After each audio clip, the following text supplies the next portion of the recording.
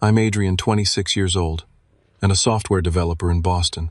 For 2 years, I saved $14,000 for a down payment on my first apartment.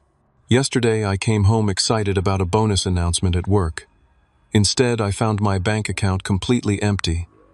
"Now you'll know how to show off with your salary," my mom said with a smirk. Dad grinned. "Go back to work. We're planning a trip to Tokyo with your next paycheck." Then my sister walked in holding keys to a brand new car. They had no idea what was coming. Hey, before I continue this crazy story, drop a comment where you're watching from, and hit that subscribe button if you've ever been betrayed by someone you trusted. Growing up in suburban Massachusetts wasn't easy with my four parents. They were the definition of middle class on the outside, but behind closed doors they struggled with finances constantly. The weird part, they had too much pride to accept help from anyone. My dad, a salesman at a local furniture store, would come home complaining about bills, but would refuse assistance from his own brother. Mom worked part-time as a receptionist at a dental office and handled our family finances, if you could call it that. Mostly it was juggling which bill to pay late this month. I learned early that if I wanted anything, I needed to earn it myself. At 16, I got my first job bagging groceries at the local supermarket. When college applications rolled around, my parents sat me down for the talk. Not about birds and bees, but about how they couldn't afford to send me to college. No college fund, no savings, nothing. They looked disappointed, but not nearly as disappointed as I felt. "We always thought things would get better financially," Dad explained, not meeting my eyes. "But life happens."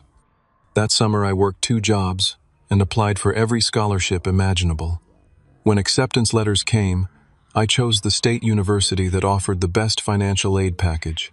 Even then, I took out loans and worked 20 hours a week at the campus IT department while maintaining a full course load in computer science.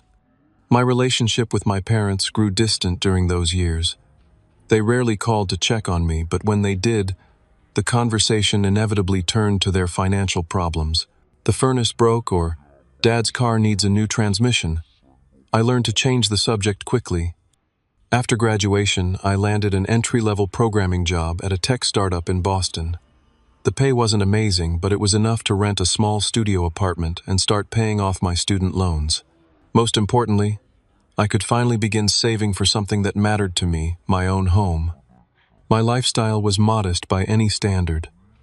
My apartment was barely 500 square feet, with furniture mostly sourced from thrift stores and giveaways. I drove a 12-year-old Honda with over 150,000 miles on it. While my co-workers splurged on fancy dinners and weekend trips, I packed lunches and tracked every dollar in a spreadsheet. For 2 years, I lived this way, watching my savings slowly grow to $14,000. My younger sister, Emma, was a different story altogether. 3 years younger than me, she had somehow escaped the financial responsibility lessons that had been forced upon me.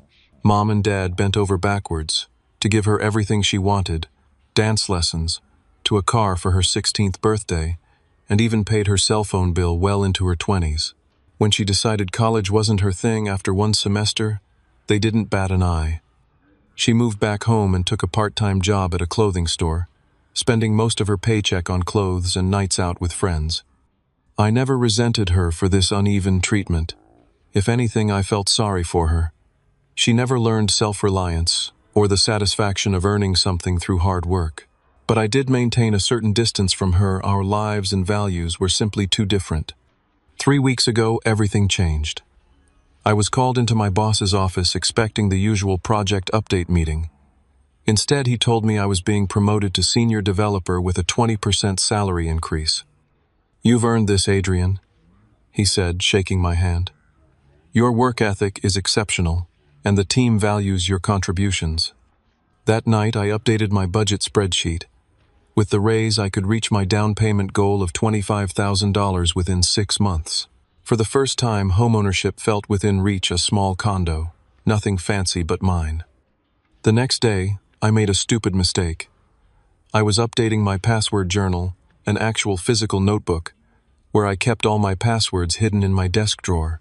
Old school, I know, but I've never trusted digital password managers. I wrote down my new banking password, never imagining anyone would find it, much less use it. 2 days later, Mom called something that rarely happened, unless she needed something. Adrian, honey, we heard about your promotion from Emma's friend who works in your building. We're so proud Dad and I want to come visit this weekend to celebrate. I was suspicious, but also hopeful. Maybe they were finally recognizing my achievements. Maybe our relationship could evolve into something healthier. Sure, I agreed. I could cook dinner on Saturday. Oh no, we'll take you out somewhere nice. Our treat, she insisted. You deserve it. That Saturday I worked late finalizing a project. When I got home around 7 in the evening, I was surprised to find not just my parents but also Emma in my apartment. They'd let themselves in using the spare key I'd given them for emergencies. The table was set with actual wine glasses, not mine, they must have brought them, and Dad was uncorking a bottle that cost more than I typically spent on wine in a month. There's our big shot tech guy, Dad called out when I walked in. Mom hugged me tightly. We ordered from that Italian place down the street. The food should be here any minute. Emma lounged on my sofa, scrolling through her phone. Congrats, bro, she said without looking up. Something felt off, but I pushed the feeling aside. Maybe they really were just proud of me. Maybe this was the beginning of a new chapter in our relationship. If only I'd listened to my instincts. The delivery guy arrived with enough food to feed 8 people, not 4. Dad insisted on paying with a flourish, pulling out a credit card I didn't recognize. New card, I asked casually. Just came in the mail, he replied with a wink. Better rewards program. We settled around my small table, squeezing in with the excessive amount of food between us. Mom poured generous glasses of wine for everyone, and Dad raised his glass. To Adrian moving up in the world and making us proud. The conversation flowed surprisingly well. They asked about my job, seemed interested in my projects, and didn't once mention their financial problems. It felt surreal, like having dinner with alternate universe versions of my parents. So when are you going to upgrade from this closet, Dad asked, gesturing around my small apartment. Actually, I've been saving for a down payment, I said, feeling a rare moment of pride. I'm getting close to my goal. Mom and Dad exchanged a quick glance that I couldn't interpret. That's our boy, Mom said, patting my hand. Always the responsible one. Just then my phone buzzed with a notification. I almost ignored it, but something made me check. It was my banking app withdrawal confirmation. $14,000. Thank you for your transaction. My stomach dropped. I hadn't made any withdrawal. Excuse me, I mumbled, stepping away from the table. With trembling fingers, I opened the app and logged in. My savings account balance read $46.78, just the remnants of the $14,000 I'd spent 2 years accumulating. The withdrawal had happened 3 hours ago while I was still at work. I rushed back to the table, my heart pounding. Did either of you access my bank account today? I demanded, my voice shaking. Mom dabbed her mouth with a napkin, completely calm. Don't be dramatic, Adrian. My entire savings is gone. $14,000 withdrawn today. I didn't do it. Dad leaned back in his chair, swirling his wine. Consider it a life lesson, son. I couldn't believe what I was hearing. A life lesson, that's my money. Money I worked for. Mom's expression hardened into something I'd never seen before. Now you'll know how to show off with your salary. Maybe next time you'll think about helping your family before splurging on a condo. My mind raced, trying to process what was happening. How did you even get access to my account? Your little password book wasn't hard to find. Emma chimed in from the sofa, not looking up from her phone. Mom asked me to look around when I visited last month. Last month, Emma had stopped by unexpectedly, claiming she was in the neighborhood. She'd asked to use my bathroom and had been gone for nearly 15 minutes. I hadn't thought anything of it at the time. You went through my things, I asked, betrayal cutting deeper by the second. Dad waved dismissively. Don't be so sensitive. We raised you clothed. You put a roof over your head for 18 years. You owe us. I owe you. I put myself through college. I've worked since I was 16. And now you're doing well while we're struggling, Mom snapped. That's not how family works, Adrian. Family helps family. Help is something you ask for, not something you steal. I was shouting now, unable to contain my anger. Dad stood up, pointing a finger at me. "Watch your tone, boy. That fancy job doesn't make you better than us." I took a deep breath, trying to calm myself. "What did you do with my money?" "Well," Mom began, suddenly looking pleased with herself. "We paid off some bills, bought a few necessities." Like what? I interrupted. Mom gestured to her outfit. "This blouse was on sale and I got your father some new golf clubs. He deserves them after working so hard all these years. And we're planning a little vacation," Dad added. "We haven't been anywhere in years." "To Tokyo," I said flatly, remembering his earlier comment. "With my next paycheck, too, apparently." He had the audacity to grin. "Now you're getting it. You make so much money now you won't even miss it." Just then, Emma stood up and dangled a set of keys. "And thanks for the upgrade, bro," she said with a smirk. "My old car was such a beater." I stared at the keys in disbelief. "You bought her a car with my money." "Just a used Honda," Mom said defensively. "Nothing fancy." "It's a 2-year-old Civic," Emma bragged. "Way better than that trash heap you drive." The room started spinning. My own family had conspired against me, stolen my savings, and now expected me to be okay with it. 2 years of sacrifice gone in an afternoon spent on golf clubs, clothes, a car for my sister, and a vacation for my parents. "I want my money back," I said, my voice low and dangerous. "All of it. Now." Mom laughed, actually laughed. "Don't be ridiculous, Adrian. It's spent." "Then sell the car, return the clubs, cancel the trip." "No can do," Dad said firmly. "But hey, with your new promotion, you'll save it back in no time." "Get out," I whispered. "What did you say?" Mom asked, her eyes narrowing. "Get out of my apartment. Now." My voice was shaking with rage. "Now listen here," Dad started, but I cut him off. "No, you listen. You stole from me. You betrayed my trust. Get out before I call the police." Mom stood up, gathering her purse. "The police? On your own parents? You wouldn't dare. Try me." Emma, finally sensing the gravity of the situation, moved toward the door. "Maybe we should go. This is how you treat us after everything we've done for you." Dad's face was red with anger. "Leave your key," I told them. "You no longer have permission to enter my home." "Fine," Mom snapped, throwing her key on the table. "But don't come crying to us when you realize how lonely life is without family." Dad leaned in close as he passed me. "This is your apartment. Funny, I thought I was the one who co-signed the lease because your credit wasn't good enough. One call to the landlord." I hadn't thought of that. Dad had indeed co-signed my lease when I first moved in, before I had established good credit. "You wouldn't," I said, but the smirk on his face told me he absolutely would. "Out by tomorrow," he said.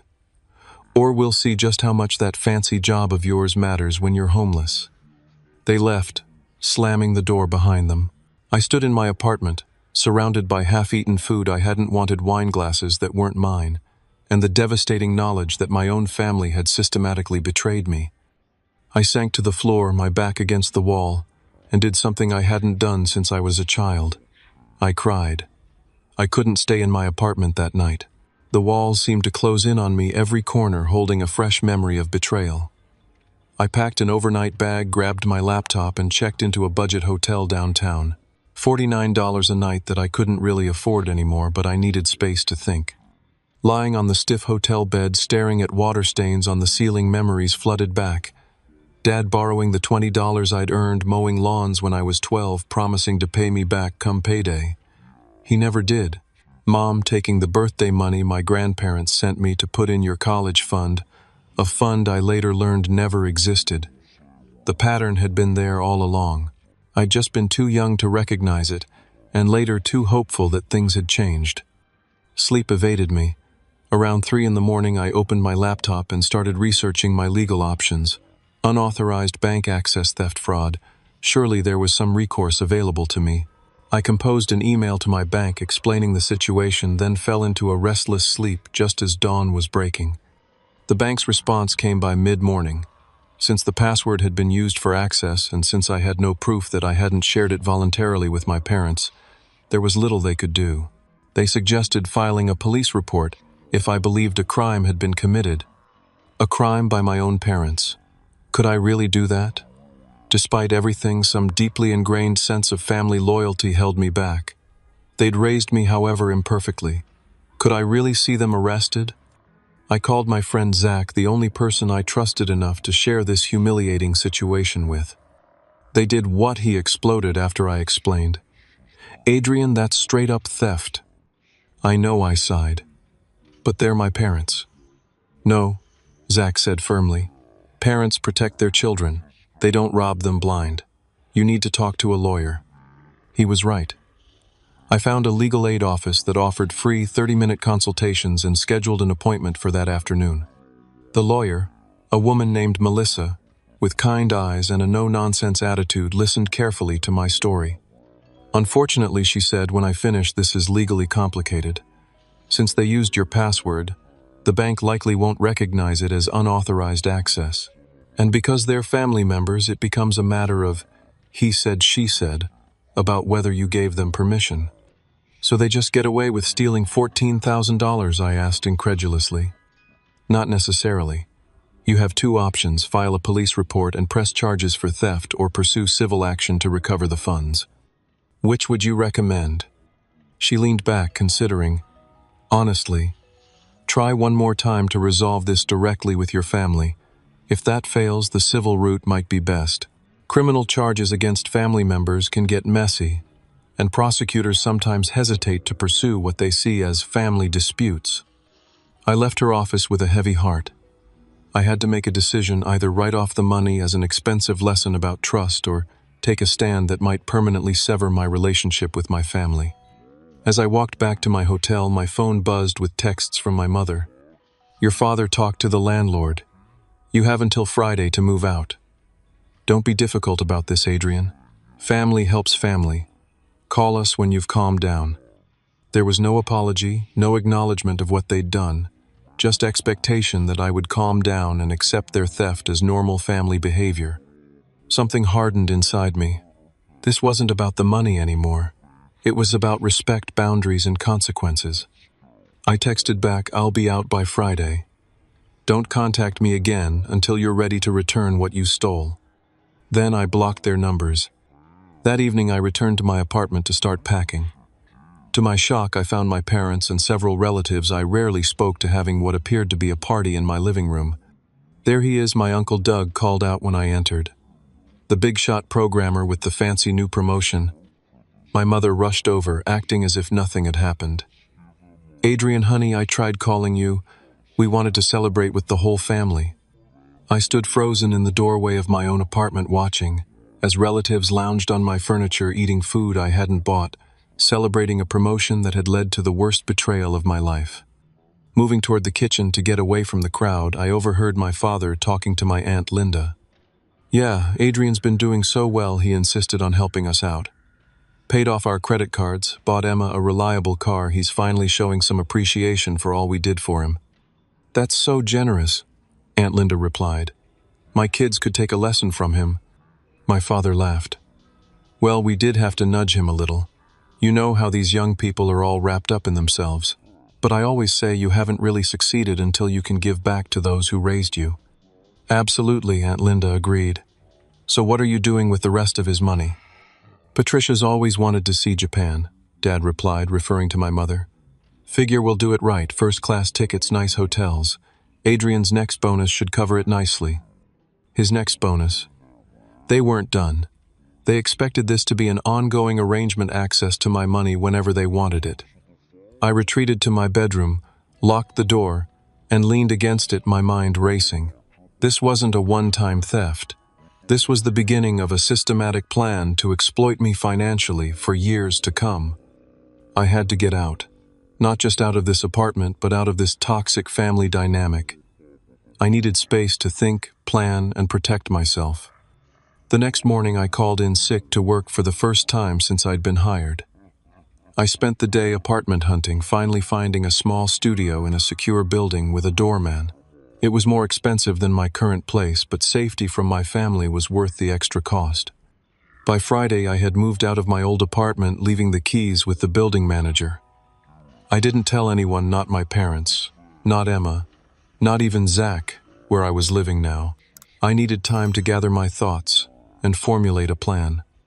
My new apartment was sparse, just a mattress on the floor, my clothes and my computer equipment. But it was mine, and for the first time in days I felt like I could breathe again. That night I made a list of everything I needed to do to protect myself from further exploitation.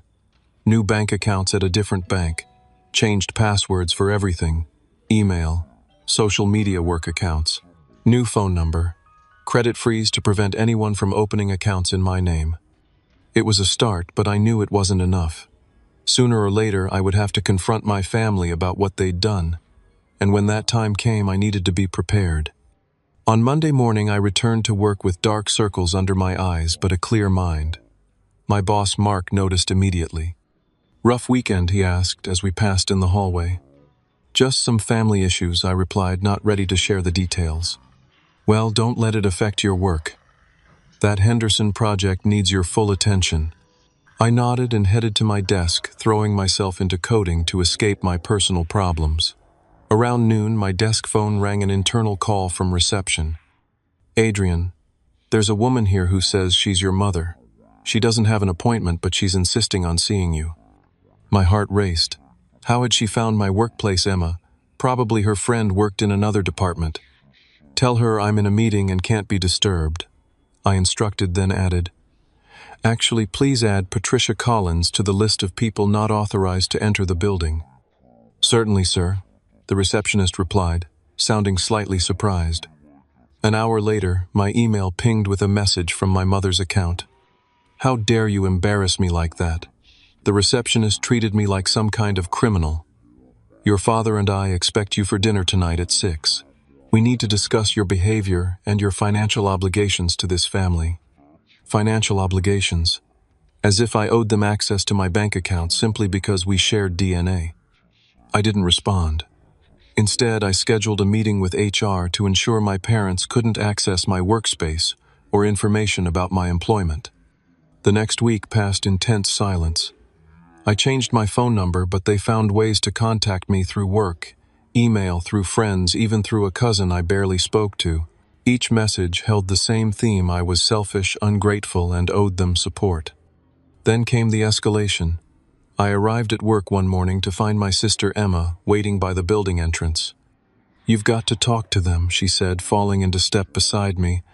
"They're driving me crazy." "Not my problem," I replied coldly. "Look about the car. The car you bought with my stolen money. What about it?" She at least had the decency to look uncomfortable. "I didn't know they took the money without asking. They told me you offered." "And you believed that? When have I ever just handed over thousands of dollars?" Emma shrugged. "People change. I thought maybe the promotion went to your head made you all generous or whatever." I stopped walking and faced her. "They stole my entire savings, Emma. 2 years of working overtime, skipping vacations, eating ramen instead of going out with friends. All gone. They're saying you owe them for raising you," she said, not meeting my eyes. "Do you believe that?" She hesitated. "I don't know. Maybe not like this, but they did sacrifice a lot for us." "For you," I corrected. "I've been on my own since I was 18. That's not fair. Neither is stealing $14,000. We stood in awkward silence for a moment. "What do you want me to do?" she finally asked. "Sell the car. Return my portion of the money." Her eyes widened. "I can't do that. I need that car for work." "You managed before. Figure it out." "Adrian, please." "Goodbye, Emma." I walked into my building, leaving her standing on the sidewalk. It was harsh, but necessary. Emma had been complicit in the theft, even if she hadn't known the full story initially. Actions had consequences. That evening I received a call from an unknown number. Against my better judgment, I answered. "Adrian Collins," a male voice asked. "Who's calling?" "This is Paul Hernandez from Boston Credit Union. I'm calling about an application for a joint checking account that was submitted yesterday." My blood ran cold. I didn't apply for any account. Well, we have an application here with your name and social security number requesting to open a joint account with Patricia Collins. My mother was trying to open accounts in my name. That's fraud, I said firmly. I did not authorize that application.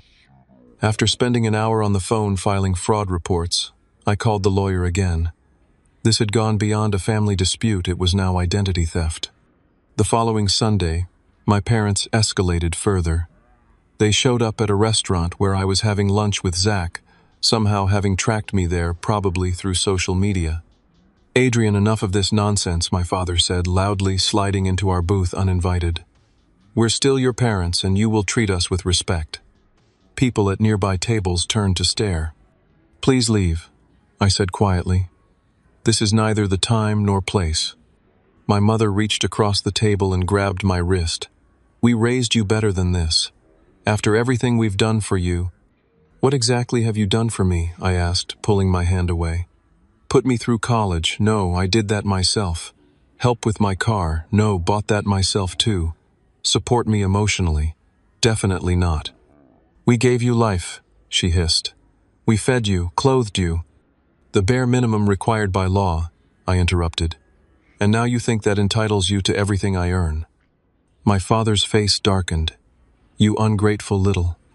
Sir, our waiter intervened. I'm going to have to ask you to lower your voice or leave. Mind your own business, my father snapped. Dad, stop, I said firmly. You're making a scene. I'm making a scene. You're the one who's cut off his own family. Your mother cries herself to sleep every night. Zach, who had been silent until now, stood up. Mr. Collins, I think you and Mrs. Collins should leave before the manager gets involved. My father glared at him. And who are you to tell me what to do? I'm the guy who's about to call security if you don't walk away right now, Zach replied calmly. My parents looked around, suddenly aware of the attention they were attracting. With a final glare, my father stood up. This isn't over, Adrian. Actually, it is, I replied. Unless you're ready to return my money and apologize. They stormed out, leaving an awkward silence in their wake. Dude, Zach said as he sat back down, you need a restraining order. I nodded slowly. I think you're right. Later that evening, as I was entering my apartment building, my sister called from yet another unknown number. Adrian, you need to know something, she said, her voice uncharacteristically serious. They're in real trouble. What do you mean? They remortgaged the house last year. They're behind on payments. Dad's been gambling. It's bad. Why are you telling me this? Because I think they took your money to save the house, not for a trip or golf clubs. They're drowning, Adrian. For a moment, I felt a pang of sympathy. Then I remembered the callous way they'd justified their theft. That doesn't excuse what they did, Emma. No, she agreed, surprising me. It doesn't. But I'm scared for them. After we hung up, I sat on my bare mattress thinking, if Emma was telling the truth, my parents' financial situation was even worse than I'd imagined. But that made their actions more calculated, not less. They hadn't stolen from me impulsively, they'd planned it, targeting my savings as a solution to problems of their own making. The next evening, against my better judgment, I agreed to meet them at a neutral location, a coffee shop downtown. I arrived early, selected a table with clear sightlines to the exits, and waited. They entered together, looking less confident than I'd ever seen them. My mother's eyes were puffy from crying, and my father seemed to have aged years in mere weeks. Thank you for meeting us, Mom began as they sat down. I didn't respond, just waited. Dad cleared his throat. Son, we may have been hasty in how we handled things. Hasty, I repeated. You stole $14,000, threatened to make me homeless, tried to commit identity fraud, and harassed me at work. That's not hasty. That's criminal. Mom flinched. We're your parents, Adrian. We needed help. Then you should have asked for help, I cut in. You don't get to decide what happens to my money. We were desperate, Dad admitted. The bank was threatening foreclosure. So you thought stealing from me was the solution. Not selling your golf clubs or Mom's jewelry or downsizing the house. It had to be my money. They exchanged glances. We're family, Mom said, as if that explained everything. Family doesn't steal from family. I replied firmly. Family respects boundaries. What do you want from us? Dad asked, his voice hollow.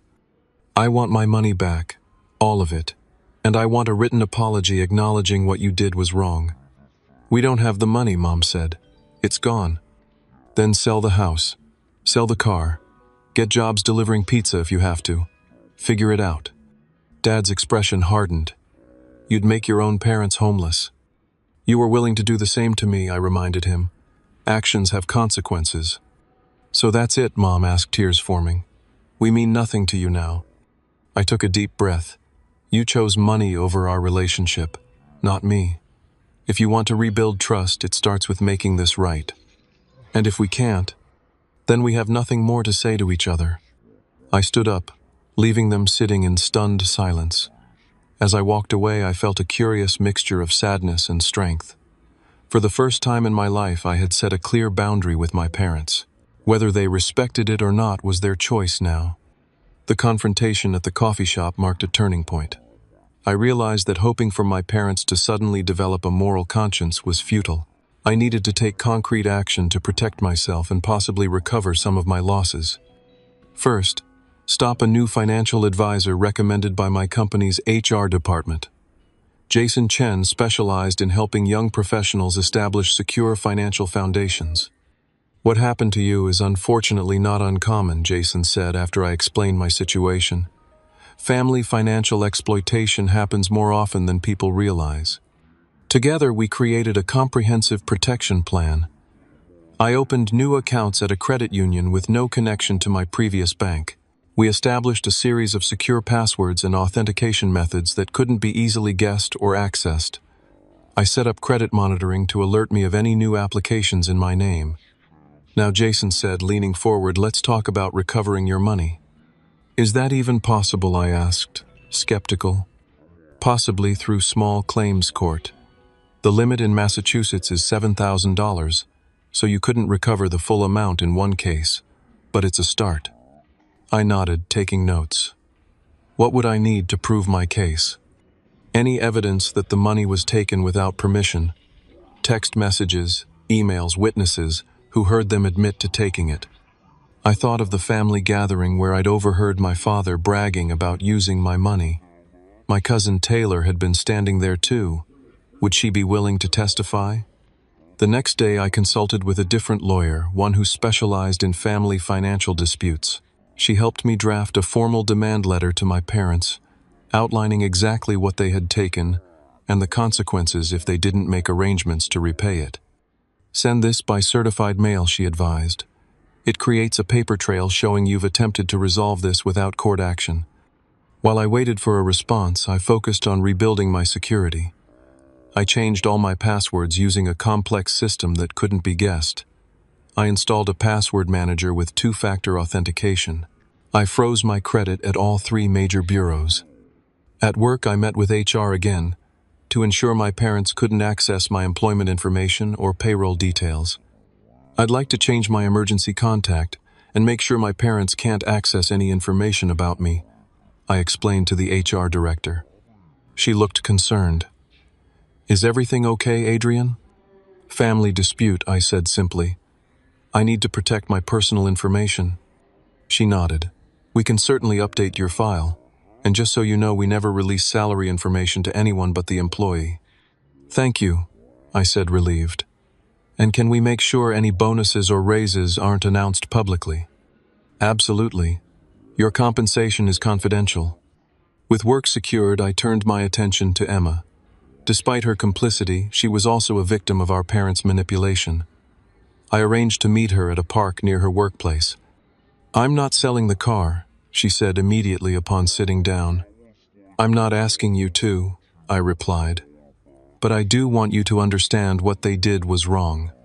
She sighed, picking at the sleeve of her coffee cup. I know. Do you? Because you seemed pretty comfortable benefiting from their theft. I told you I didn't know they stole it. They said you wanted to help with the car. And that didn't seem suspicious to you.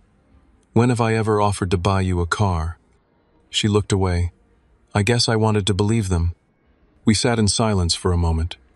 They used you too, Emma, I finally said.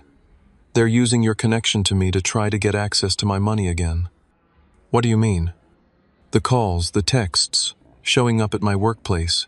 You're telling them where to find me, aren't you? She had the decency to look ashamed. They said they just wanted to talk to you to apologize. If they wanted to apologize, they would have returned my money. Emma nodded slowly. They're in really bad shape, Adrian. Dad lost his job 3 months ago. He's been pretending to go to work, but he's actually been going to the casino. This was news to me. Is that where my money went? Some of it, probably. Mom doesn't know about the gambling. She thinks he's still working. The situation was worse than I'd thought. Not only had they stolen from me, but they were lying to each other as well. Emma, listen to me carefully, I said. You need to protect yourself too. Check your credit report, make sure they haven't opened accounts in your name. Her eyes widened. Would they do that? They stole $14,000 from me and showed no remorse. What do you think? She looked down at her hands. What should I do? Distance yourself. Get your own place if you can afford it. Don't give them access to your financial information. I can't just abandon them, she protested. I'm not saying cut them off completely. I'm saying protect yourself while they figure out their own mess. We talked for another hour, and by the end, Emma seemed to understand the gravity of the situation. She agreed to be more careful about sharing information about me and promised to check her own credit report. The certified letter I'd sent my parents came back refused. They weren't even willing to acknowledge my attempt at resolution. Meanwhile, I discovered they'd been contacting my friends, extended family, and even colleagues, painting me as an ungrateful son who had abandoned them in their time of need. Several relatives called me, urging me to make peace with my parents. They made mistakes, but they love you, my Aunt Susan insisted over the phone. Did they tell you they stole my entire savings? I asked. They said they borrowed money for an emergency, and now you're refusing to speak to them. They didn't borrow anything. They took it without permission. That's theft. They're family, Adrian. Family helps family. That phrase again. It seemed to be the justification for everything. Would you be okay with your son stealing your retirement fund? I asked. Well, of course not, but then don't expect me to be okay with it either. One by one, I had these conversations with family members. Some understood my position once they heard the full story.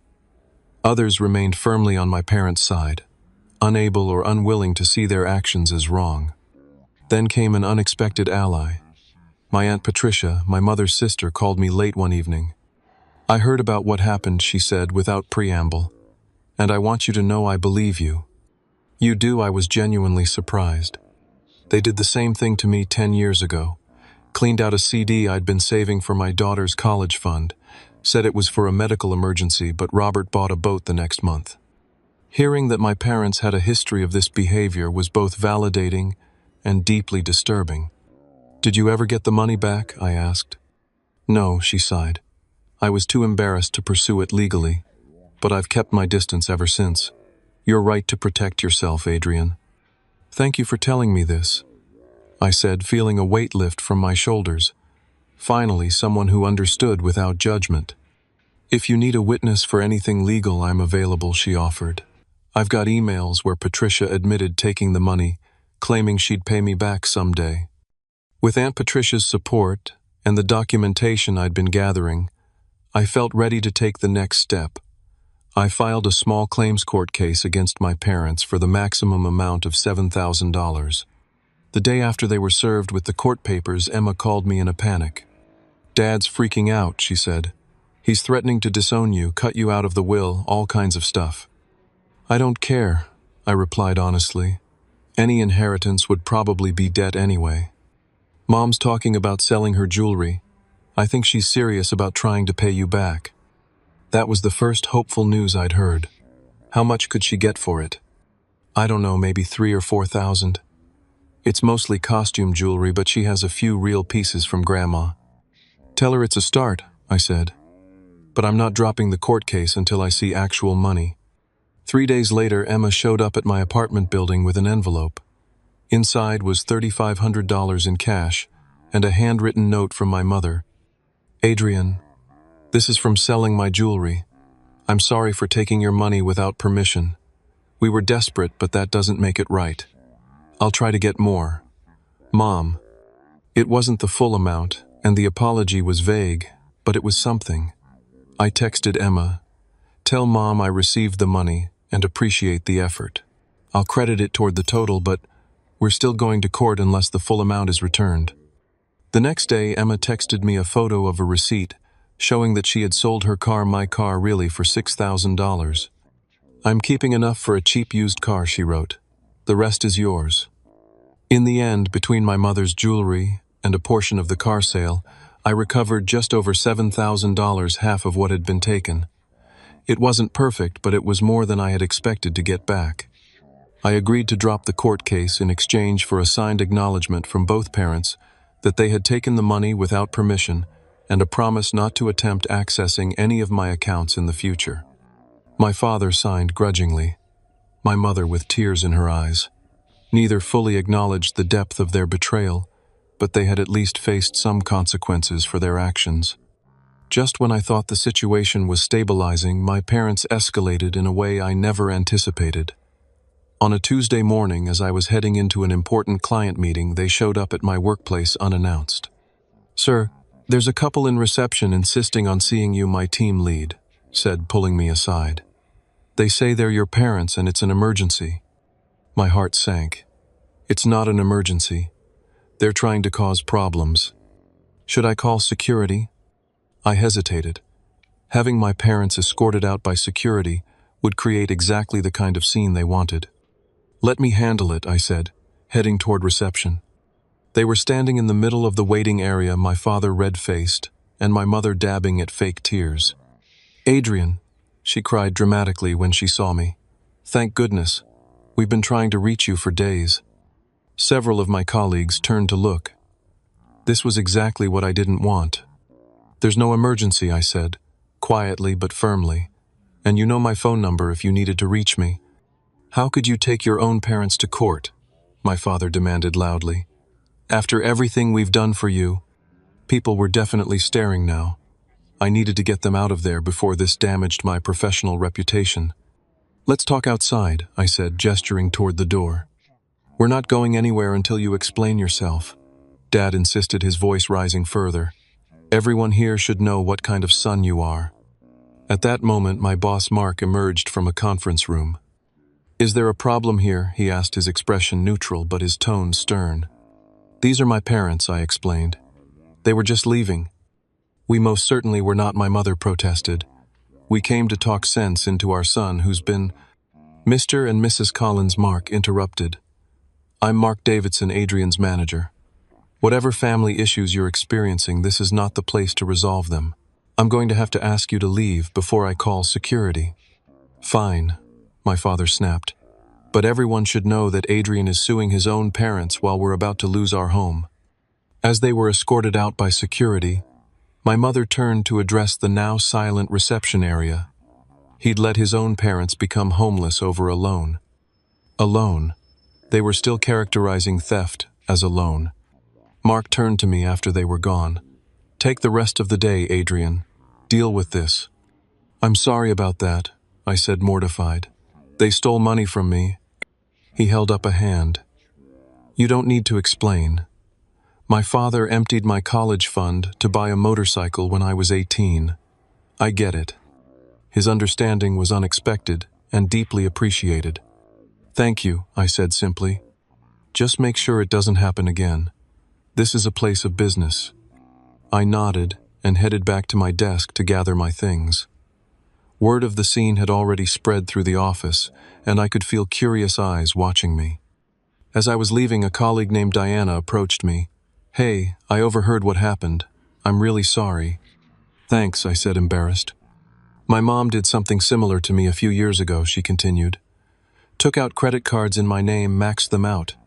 It took me 2 years to clean up my credit." "How did you handle it?" I asked, genuinely curious.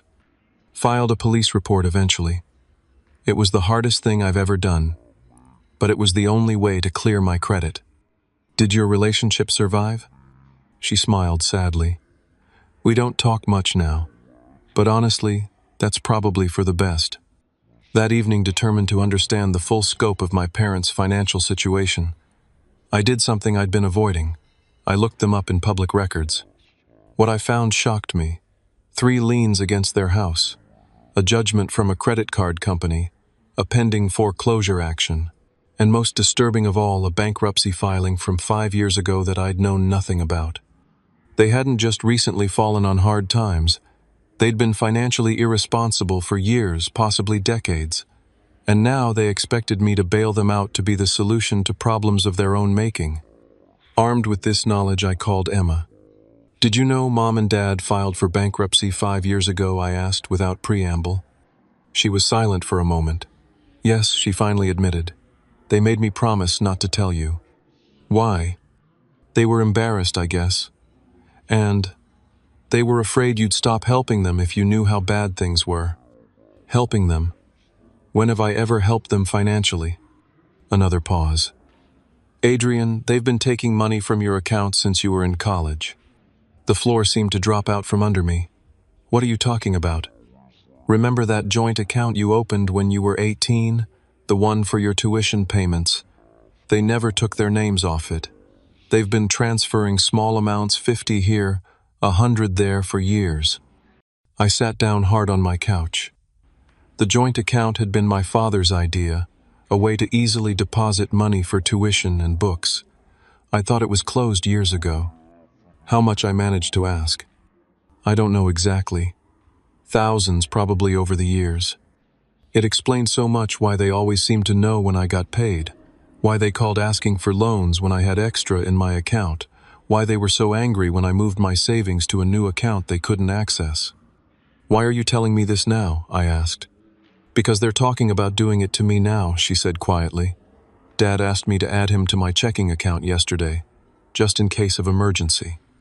A surge of protectiveness rushed through me. For all her flaws, Emma was still my sister. "Don't do it," I said firmly. "Don't give them access to anything." "I know. I already told him no." "Good. Listen, we need to talk to them together. Present a united front." We arranged a meeting at a restaurant the following evening, neutral territory where they couldn't make too much of a scene. They arrived looking defensive, already prepared for a fight. "What's this about my father?" demanded as he slid into the booth. "We know about the bankruptcy," I said, without preamble, "and about the money you've been taking from my accounts for years." My mother's face went pale. My father's reddened. "Emma," he snapped, "you promised never to." "Don't blame her," I interrupted. "This is about your actions, not hers." "We're your parents," my mother said, falling back on her usual justification. "Everything we did was for your own good. Taking money from my account without permission was for my own good. Explain that logic." "You had more than you needed," my father said dismissively. "We made sure you didn't get spoiled. By stealing from me. By teaching you the value of helping family," he countered. Emma, who had been quiet until now, spoke up. "Dad, you asked me to add you to my checking account yesterday. Why?" He shifted uncomfortably. "Just to have access in case of emergency." "The truth," she insisted. My father looked away. My mother stared at her hands. "We're behind on the mortgage again," she finally admitted. "The bank is threatening foreclosure." Even after taking my $14,000, I asked incredulously. "It wasn't enough," my father muttered. "We had other debts." "Like what?" More uncomfortable silence. "Like what?" I repeated more forcefully. "Your father has a gambling problem," my mother said, still not looking up. "He's been borrowing from people you don't borrow from. Loan sharks." My father had gotten involved with loan sharks. "Jesus," I breathed. "This is so much worse than I thought." "We need help," my mother said, finally meeting my eyes. "Real help this time." "Not financial help," I said firmly. "You've proven you can't be trusted with money. But I'll help you find resources, financial counseling, gambling, addiction, support, maybe bankruptcy protection again." "We don't need counseling," my father protested. "We need cash." "No," Emma and I said simultaneously. My father looked between us, seemingly shocked by the united front. "After everything we've done for you both." "Stop." I cut him off. "That line doesn't work anymore. Here's what's going to happen. I have a friend who's a financial counselor. You're going to meet with him, follow his advice, and deal with your problems like adults. In return, I won't pursue further legal action for the money you stole." And Emma added, "You're going to sign something promising never to access either of our accounts again." Or what my father challenged. I pulled out my phone and held it up. "Or I send this recording of you admitting to stealing from my accounts for years to the police." My state had one-party consent for recordings. What they had done was theft, plain and simple, and now I had proof. The color drained from my father's face. "You wouldn't." "Try me," I said evenly. That night marked the true turning point. For the first time, my parents seemed to understand that their actions had real consequences. The power dynamic had shifted irreversibly. My father agreed to seek help for his gambling addiction. My mother committed to financial counseling. Both signed a document acknowledging their unauthorized access to my accounts and promising never to do it again. It wasn't a perfect resolution, but it was a start. As Emma and I walked to our cars after the meeting, she nudged my shoulder. "That was badass, you know, standing up to them like that." I smiled ruefully. "Felt pretty terrible, actually." "Yeah," she agreed, "but necessary. Think they'll follow through?" She shrugged. "Maybe. If they don't, at least we tried." "At least we tried," I echoed. For the first time in weeks, I felt like I could breathe again. The money was still gone, but I had regained something more valuable, my autonomy and self-respect. 6 months passed. True to their word, my parents attended financial counseling, and my father joined Gamblers Anonymous. I kept my distance, requiring detailed updates from Emma rather than communicating with them directly. Trust once broken takes time to rebuild, if it can be rebuilt at all. I focused on regaining my financial footing. My promotion had increased my salary, and without the drain of my parents' constant emergencies, I found myself able to save again. It was slower this time. I was more cautious, more deliberate with every dollar. My new apartment became a home. I invested in a proper bed, a comfortable couch, a desk for my computer, small luxuries that reminded me that my money was my own to use as I saw fit. My relationship with Emma deepened. She had taken my advice and moved into her own apartment, establishing independence from our parents for the first time in her life. We had dinner together weekly, comparing notes on adulting and supporting each other's boundaries with our parents. Dad asked for money again yesterday. She told me over pizza one Friday night. "Just $20 for gas," he said. "What did you do?" I asked. Told him no. She smiled proudly. "It was hard, but I did it." "Good for you." He got angry, said I was turning out just like you. She grinned. I told him I hoped so. 3 months into their financial counseling, my parents sold their house, the one they'd nearly lost to foreclosure multiple times. They downsized to a small condo, significantly reducing their monthly expenses.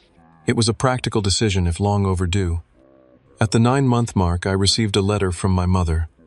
Not an email or text, but an actual handwritten letter. Inside was a check for $3,000 and a note. "Adrian, this is another payment toward what we took from you. The financial counselor has helped us create a repayment plan. You'll receive $500 each month until the full amount is restored. We know money alone can't rebuild trust, but we hope it's a start. With regret and love, Mom." It wasn't a perfect apology, but it was genuine progress. I deposited the check, half expecting it to bounce. It didn't. True to their word, $500 arrived each month after that. I put it all into a separate savings account, not quite trusting that it would continue, not quite ready to rely on it. A year after the original theft, I closed on my first home, a small one-bedroom condo in a secure building. It wasn't the place I'd originally dreamed of, but it was mine, bought with money I had earned and protected. Emma helped me move in, exclaiming over the hardwood floors and the tiny balcony with a view of a nearby park. "You did it," she said as we collapsed onto my couch after carrying up the last box. "Despite everything, you did it." "We did it," I corrected her. "You're in a better place too." She nodded thoughtfully. "I never would have moved out if all this hadn't happened. As awful as it was, maybe we needed the wake-up call." That evening, as Emma headed home to her own apartment, I sat alone in my new space and reflected on the painful journey of the past year. I had lost $14,000, half of which I'd recovered, but I had gained something far more valuable, the knowledge that I could stand up for myself, even against the people who were supposed to love me most. I had learned that family means respect, not exploitation. That boundaries are necessary, even perhaps especially with parents. The hardest lesson had been accepting that the parents I wanted, supportive, respectful, financially responsible, weren't the parents I had. I had to deal with the reality of who they were, not the fantasy of who I wished they could be. My phone buzzed with a text from my mother. "Congratulations on your new home. Your father and I are proud of you." I stared at the message for a long time before responding, "Thank you. Maybe you can visit sometime."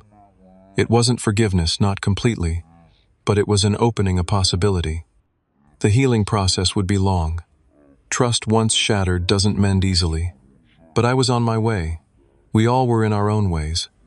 The $14,000 they took taught me lessons no amount of money could buy, that I was stronger than I knew, that real love doesn't come with financial strings attached, that sometimes the healthiest thing you can do for a relationship is to set firm boundaries.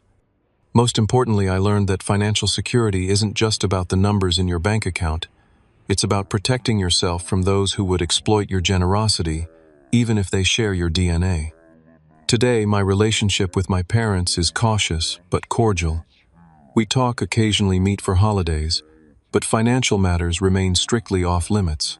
Emma has blossomed into a more confident, independent woman, careful with her money and protective of her boundaries.